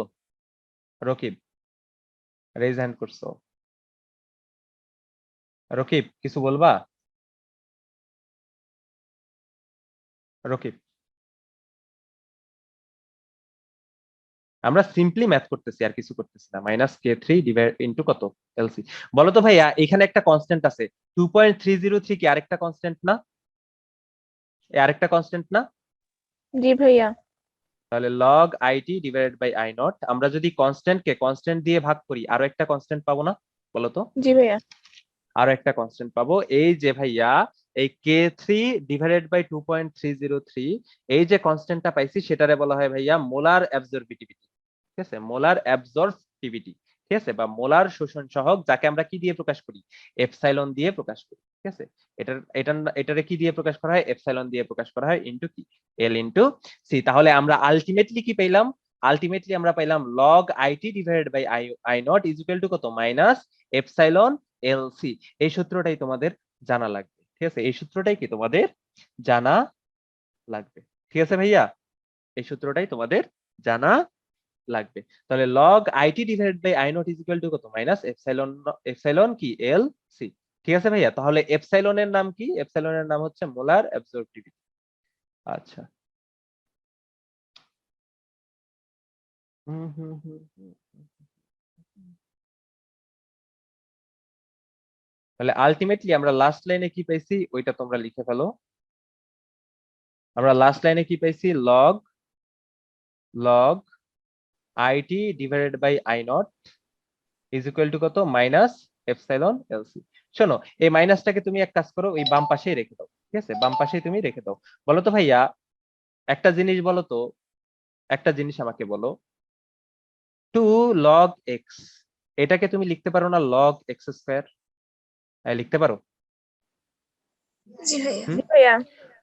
-2 লগ এক্স এটাকে তুমি লিখতে পারো না লগ এক্স ইনভার্স 2? লিখতে পারো? জি ভাইয়া পারি। -1 লগ এক্স এটাকে তুমি লিখতে পারো না লগ এক্স ইনভার্স 1? পারো? জি ভাইয়া। এখানে 1 এর জায়গায় যদি কিছু না থাকে, শুধুমাত্র মাইনাস থাকে, তুমি সেম জিনিস লিখতে পারো না? জি ভাইয়া পারি। জি ভাইয়া।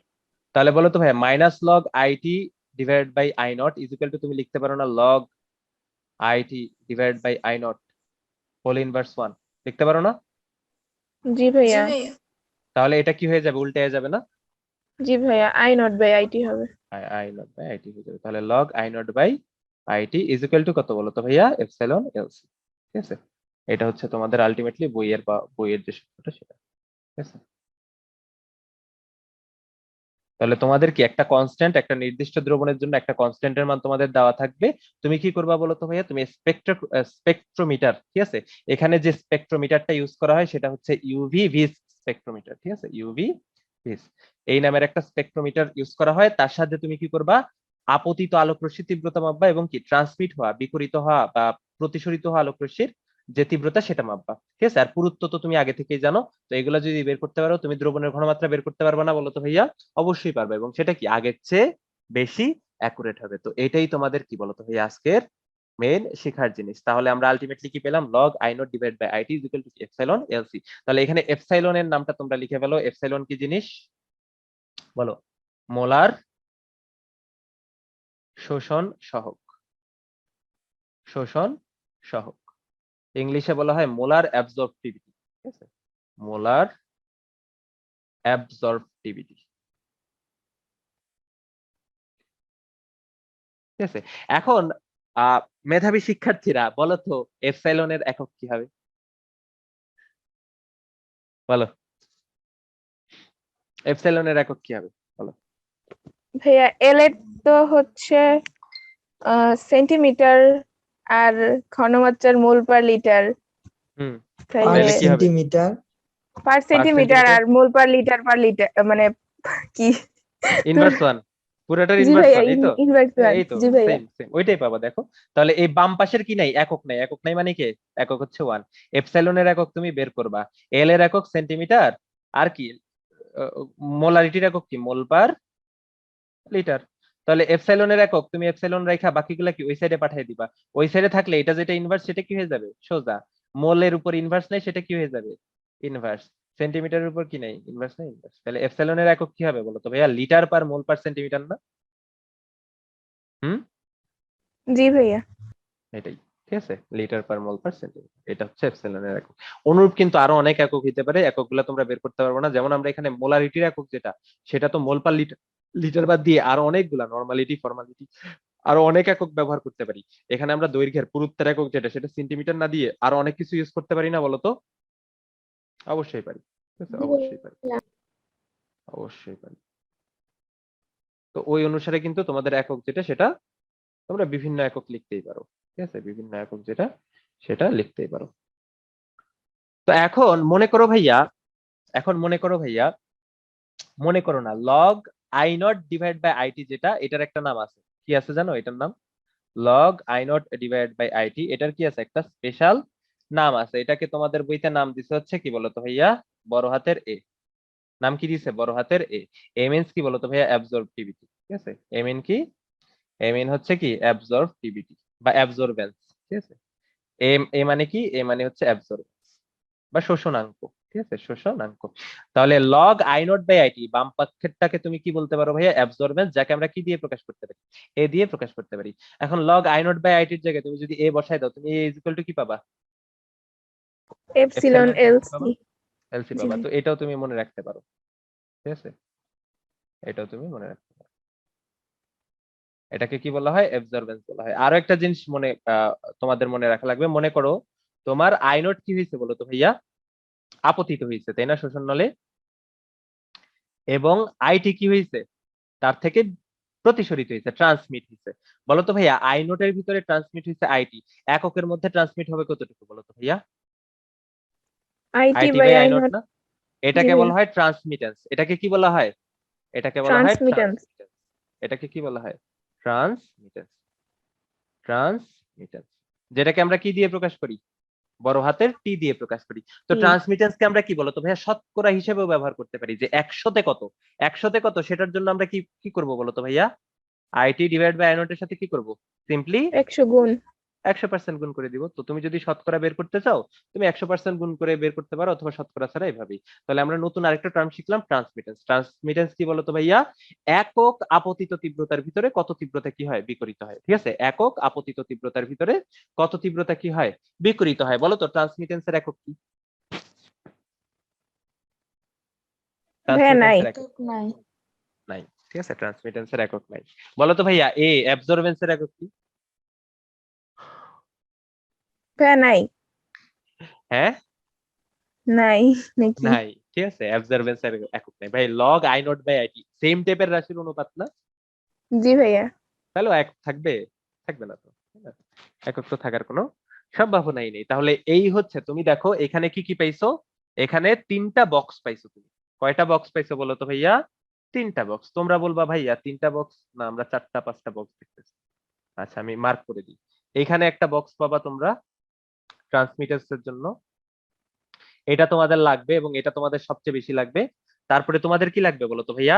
এই বক্স বা এই বক্স লাগবে। ঠিক আছে, এই বক্স বা এই বক্স লাগবে। তো এই দুইটা বক্স তোমাদের মেইনলি মনে রাখা লাগবে, যে a is equal to epsilon LC. ঠিক আছে, যেখানে a এর পরিচয় তোমার অবশ্যই জানা লাগবে log I not divide by IT. আর কি বলো তো ভাই? Transmittance T is equal to কত? IT divide by I naught. তো এই দুইটা তোমাদের জানা লাগবে। আর একক থেকে তোমাদের খুব ভালো কোশ্চেন আসে, রাশ গুণাঙ্কের একক কি ছিল? পার সেন্টিমিটার ছিল। আর মোলার শোষণ সহগের একক কি ছিল বলো তো ভাই? লিটার পার মোল পার সেন্টিমিটার ছিল। এটা তোমাদের কি আসে? এমসিকিউ তে আসে। তাহলে এতটুক এই পেজে যা আছে এগুলাই মূলত তোমাদের শিখা যেটা সেটা লাগবে। তাহলে বলো এইখানে তোমাদের কোনো সমস্যা আছে? যদি সমস্যা না থাকে তাহলে আমরা কোয়েশ্চেন সলভ করব।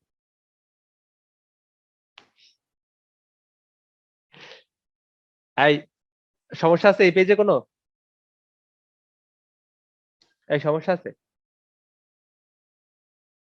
সমস্যা আছে বলো। হ্যালো হ্যালো, নাই আমি কি ভাইয়া। আবার নাই। আবার আউট হয়ে গেছি? তাহলে এই কোয়েশ্চেনটা লিখে ফেলো। 1.2 সেন্টিমিটার শোষণ নলে আপতিত আলুর 75% নির্গত হয়। মোলার শোষণ সহগ 2.5 লিটার পার মোল পার সেন্টিমিটার হলে দ্রবণের ঘনমাত্রা কত? ঠিক আছে, 1.2 সেন্টিমিটার শোষণ নলে আপতিত আলোর 75% নির্গত হয়। নির্গত হয় মানে কি বলতো ভাইয়া? ট্রান্সমিট হয় আর কি। তো মোলার শোষণ সহগ 2.5 লিটার পার মোল পার সেন্টিমিটার হলে দ্রবণের ঘনমাত্রা কত?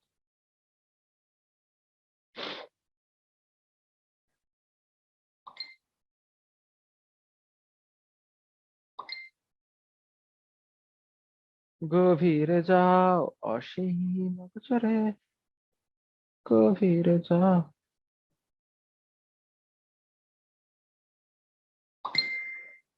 হ্যাঁ, লিখছো এটা? প্রশ্ন লিখে ফেলো। আমরা জাস্ট 2টা ম্যাথ করবো। 2টা ম্যাথ করার পরে আমাদের এই চ্যাপ্টার যেটা সেটা শেষ হয়ে যাবে। বুঝলি? আর নেটওয়ার্ক খারাপ থাকার কারণে আন্তরিকভাবে দুঃখিত। যদিও আমার দুঃখ প্রকাশের কোনো কারণ নেই, দুঃখ প্রকাশ করবে সরকার, দুঃখ প্রকাশ করবে এই দেশের নেটওয়ার্ক যারা নিয়ন্ত্রণ করে তারা। তারপরে আমি দুঃখ প্রকাশ করতেছি।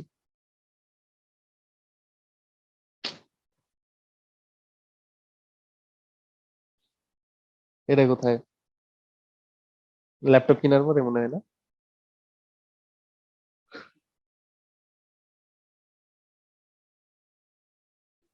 হ্যাঁ, লিখছো কোয়েশ্চেন? জি ভাইয়া। জি ভাইয়া। আচ্ছা, তাহলে চলো আমরা এখানে ইনফরমেশন কি কি দেওয়া আছে সেটা দেখে ফেলি। দেখো ভাইয়া, এখানে শোষণ নলে 1.2 সেন্টিমিটার, তার মানে শোষণ নলের দৈর্ঘ্য এল দেওয়া আছে কত? 1.2 সেন্টিমিটার না? এই এটা দেওয়া আছে না? মোলার শোষণ সহগ এপসাইলন এর মান কত দেওয়া আছে? 2.5 লিটার পার মোল পার সেন্টিমিটার। বলো তো ভাইয়া, আপতিত আলোর 75% নির্গত হয়, এখানে 75%টা কার মান? ভাইয়া টি। ট্রান্সমিটেন্সের মান। কোন আপতিত আলোর কত পার্সেন্ট নির্গত হয় বা বিকিরিত হয় বা প্রতিসরিত হয় সেটাই কি বলতো ভাই? ট্রান্সমিটেন্স। তাহলে এখানে টি এর মান কত? 0.75। 75%। 5% মানে কি বলতো ভাইয়া? শতকরা একটি ভগ্নাংশ প্রতি ক্ষেত্রে যার হার কত? 100। তার মানে কি 0.75। কেউ কি আমাকে বলতে পারবো ভাইয়া টি এর পরিচয়টা কি ছিল? IT by IT by I naught. IT by I naught ছিল। এখন বলো তো ভাই, আমরা একটা সূত্র পাইছিলাম এ ইজ ইকুয়াল টু কত? Epsilon LC. কেউ কি আমাকে বলতে পারবা এর পরিচয় কি ছিল? Log I not by IT. এটা ছিল না? জি ভাইয়া। এটা ছিল না?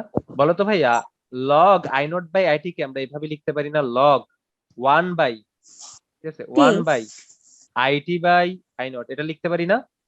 জি ভাইয়া। অবশ্যই লিখতে পারি, অবশ্যই লিখতে পারি। তো এটা আমাদের আইটি ছিল, আইটি ছিল। তাহলে বলো তো ভাইয়া, এই যে IT/I0 আবার কি বলো তো ভাইয়া? টি না, তার মানে আমরা কি লিখতে পারি? log 1/t is equal to কত? এপসাইলন এলসি লিখতে পারি না? জি ভাইয়া। হ্যাঁ, লিখতে পারি না? এটাও লিখতে পারি। তাহলে এটাও তোমরা আগের পেজে লিখে দাও, log 1/t is equal to কত? Epsilon LC. তাহলে তোমরা এক লাইনে করে ফেলতে পারবা, খামোখা কয়েক লাইন কেন ইউজ করবা, তাই না? তাহলে তোমরা কি পাইলা? তোমরা এগুলা সব মুছে দাও, মুছে তোমরা কি বসাবা? log 1/t is equal to কত? Epsilon LC. তাহলে বলো তো ভাইয়া, লগ এর জায়গায় log 1 এর জায়গায় 1, টি এর মান কত? টি এর মান কত? 0.75। এপসাইলন এর মান কত? 2.5। এল এর মান কত? 1.2। এখান থেকে বলো তো ভাইয়া, সি এর মান কত আসে? বের করো, সি এর মান কত আসে?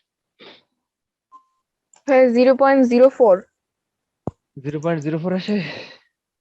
হ্যাঁ। ওকে, তারপরে আর কিছু আসে না? আচ্ছা, একক কি হবে? 1.04 আছে। 0.04। আচ্ছা, একক একক মোল কি পার লিটার। মোল পার লিটার, এক্স্যাক্টলি। এই সবার এটা আসছে? জি ভাইয়া। ওকে, ঠিক আছে। এই ম্যাথই পোলাপান পারবে না, এটা দেখবা যে বুয়েটে দিয়ে দিছে, পারতেছে না, কারেন্ট চলে গেছে। ঠিক আছে, এমনিতেও ইয়ে নাই, নেটওয়ার্ক নাই, ওয়াইফাই নাই, তার উপরে কারেন্ট গেছে। কোনো সমস্যা নাই, কারেন্ট আমাদের কোনো ইফেক্ট ফেলবে না, কারণ আমরা ডাটা অলরেডি ইউজ করতেছি। ঠিক আছে, মরা মানুষকে আর কত মারবে? এই মরা মানুষকে আর কত মারবে? এটা তাহলে তুলে ফেলছে সবাই? জি জি ভাইয়া। ভাইয়া। আচ্ছা, এটা তুলে ফেললে পরের আরেকটা কোশ্চেন লিখি। কোন শোষণ নলে আপতিত আলোর 20% শোষিত হয়, শোষণ নলের দৈর্ঘ্য 4 গুণ বৃদ্ধি করা হলে শতকরা কত ভাগ আলো নির্গত হবে? সেম জিনিস, ঠিক আছে।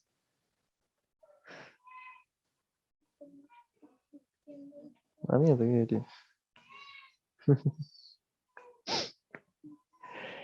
লিখে ফেলো, কোন শোষণ নলে আপতিত আলোর 20% শোষিত হয়, ওই শোষণ নলের দৈর্ঘ্য যদি তুমি আরো 4 গুণ করো, সব বৈশিষ্ট্য সেম রাখা, দ্রবণ টবণ সব যদি তুমি সেম রাখো, বাকি সবকিছু সেমই থাকবে, শুধু বাড়বে কে? শোষণ নলের দৈর্ঘ্য। শোষণ নলের দৈর্ঘ্য 4 গুণ বৃদ্ধি করা হলে শতকরা কত ভাগ আলো নির্গত হবে? ঠিক আছে, শতকরা কত ভাগ আলো নির্গত হবে? ভাইয়া, শতকরা কত ভাগ আলো নির্গত হবে, এটা দিয়ে তোমার কি বের করতে বলছে? ট্রান্সমিটেন্স বের করতে বলছে না? জি ভাইয়া। হ্যাঁ, শতকরা কত ভাগ আলো নির্গত হবে সেটা দিয়ে তোমার ট্রান্সমিটেন্স বের করতে বলছে। ওকে, গভীরে যাও অসীম অগোচরে। ও ছড়িয়ে দাও, ও ঝরিয়ে দাও, সরি।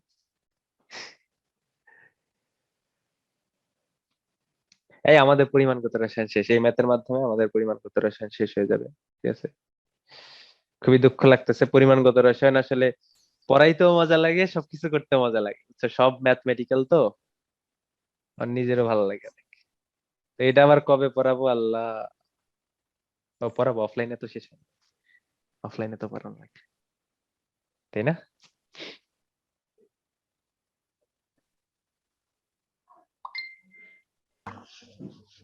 হ্যাঁ, লিখছো প্রশ্ন? জি ভাইয়া। আচ্ছা, তাহলে লিখে ফেলে। এখানে কেস দুইটা, প্রথমে শোষণ নলের দৈর্ঘ্য সেম ছিল, পরে কি শোষণ নলের দৈর্ঘ্য 4 গুণ করছে। তাহলে ফার্স্ট কেস, ঠিক আছে, ফর ফার্স্ট কেস, ফার্স্ট কেসে মনে করো শোষণ নলের দৈর্ঘ্য L1 সমান ছিল L, কত ছিল বলো তো ভাইয়া? L। তোমার যে মোলার শোষণ সহগ, মানে মোলার শোষণ সহগ, সেটা এপসাইলনই ছিল। তোমার যে দ্রবণের মোলারিটি, সেটা কি ছিল? সি ছিল। এবং তোমার অ্যাবজর্বেন্স যেটা, ঠিক আছে, অ্যাবজর্বেন্স যেটা, সেটা ছিল A1। ঠিক আছে, অ্যাবজর্বেন্স কি ছিল বলো তো ভাইয়া? A1 ছিল। ঠিক আছে, অ্যাবজর্বেন্স যেটা, সেটা ছিল A1। তো A1 সমান তুমি কি জানো বলো তো ভাইয়া? এবং তোমার যে ট্রান্সমিটেন্স, সেটা ছিল কি বলো তো ভাইয়া? T1। বলো তো ভাইয়া, প্রথম ক্ষেত্রে তোমার যে ট্রান্সমিটেন্স T1, সেটার মান কত? ভাইয়া 0.8। শুরুতে, প্রথম কেসে 0.8।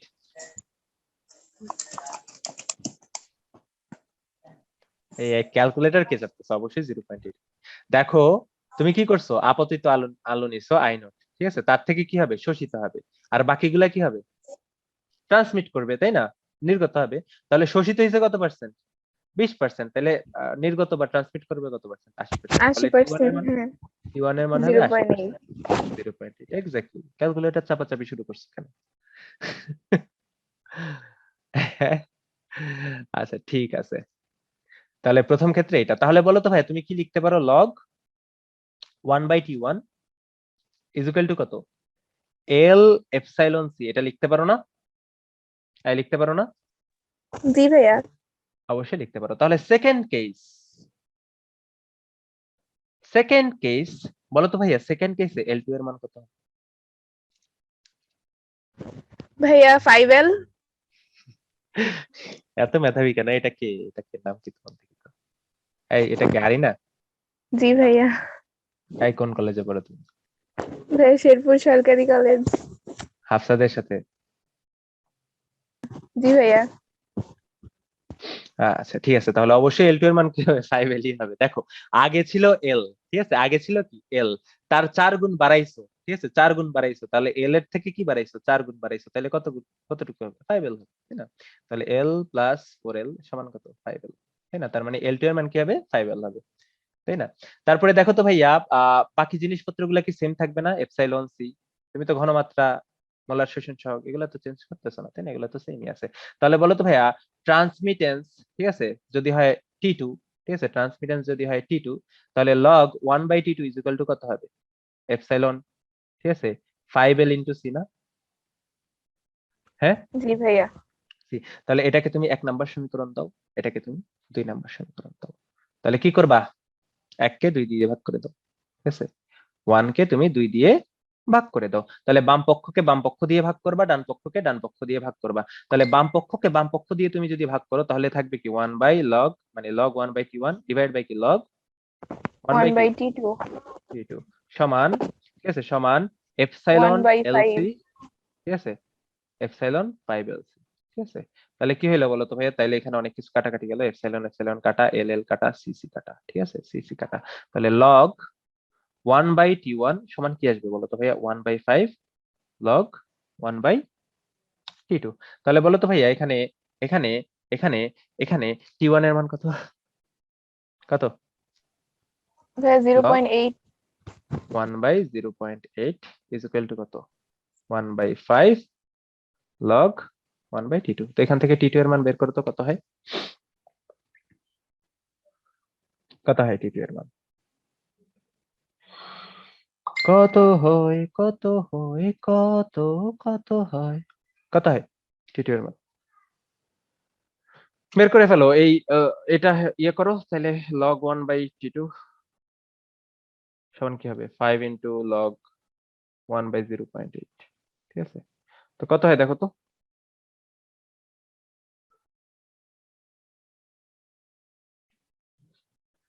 আহ, 1/T2 সমান